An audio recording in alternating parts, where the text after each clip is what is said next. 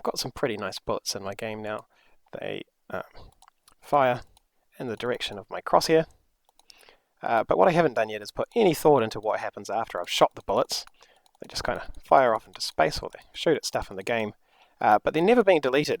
If I play this game for a long time, I might end up with heaps of bullets just scattered around the place, and they're completely useless because they're so far from my game that they don't matter. They're just slowing the computer down. So, first thing we're going to fix is delete any bullets that get too far from the middle of our game. And I'm going to do that in the bullet script. In my process function, I've just moved all the bullets, and here I can check if their global position has got too far from the center. There's a function called distance2 that will let me check the distance between the global position and the center of the game. And the center of the game is at 0, 0, 0. Vector 3. There's a nice shortcut for 0, 0, 0 vector, and it's .0. I could use it up there as well if I wanted.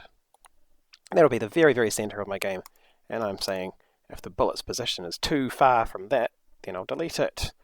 And too far, for us, I think, means about 50. My ground is 50 by 50, so if the ball's 25 meters away from the middle, then it'll already be at the edge of the ground. If it's 50 meters away, it'll be twice as far away as my entire ground, so I think I can delete it. Same way we delete anything with Q free. That's going to delete any bullets that get too far away.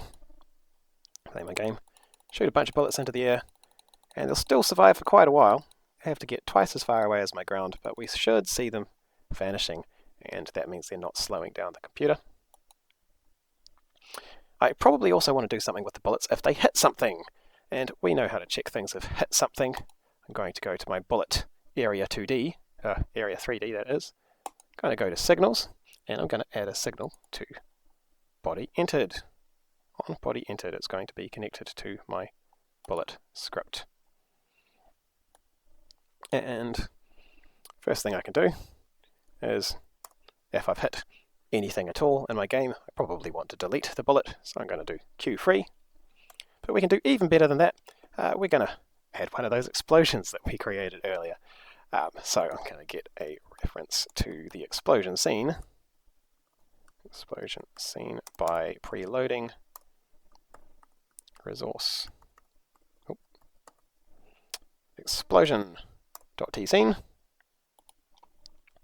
And then I'm going to write some code extremely similar to what I wrote last time we created an explosion.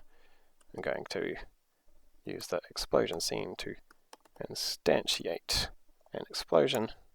I'm going to set its position, global position, to the same as my current global position in the scene. Global position.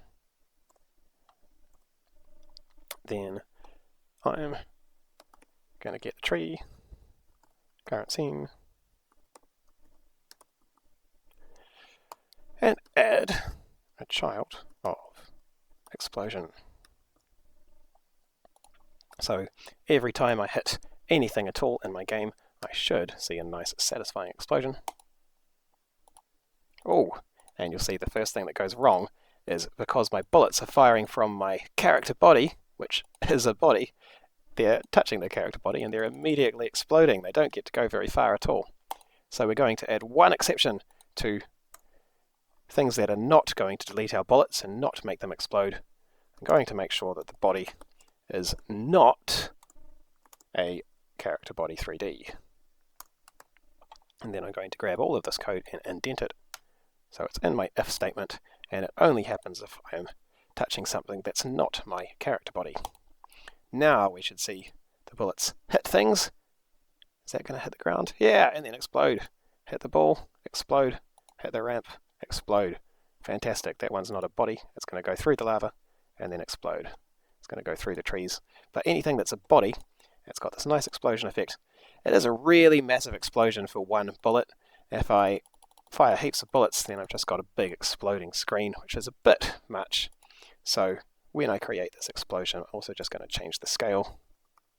Explosion.scale means I don't have to create a whole new explosion for this. I'm just going to multiply the scale of this explosion by a small number like 0.2.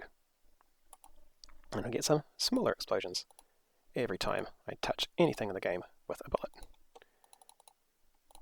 It's looking pretty satisfying. Now, I think I want to be able to actually shoot some things. I'm going to make this Mixamo mutant volunteer for a bit of target practice.